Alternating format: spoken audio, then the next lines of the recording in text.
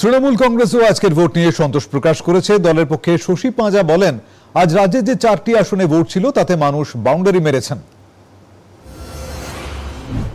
সর্বভারতীয় তৃণমূল কংগ্রেসের পক্ষ থেকে এটাই বলা যে আমরা একেবারেই যেটাকে বলে বাউন্ডারি মেরেছি।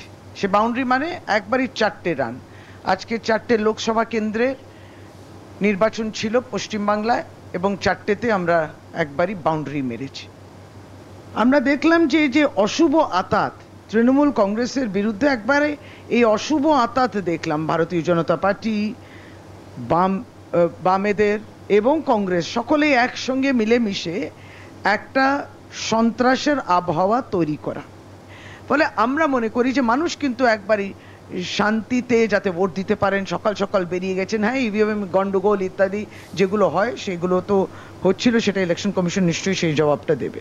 সুতরাং আমরা যে বাউন্ডারি মারছি, বাউন্ডারি মানে 4টে রান ছিল, কটা লোকসভা সিট 4টে,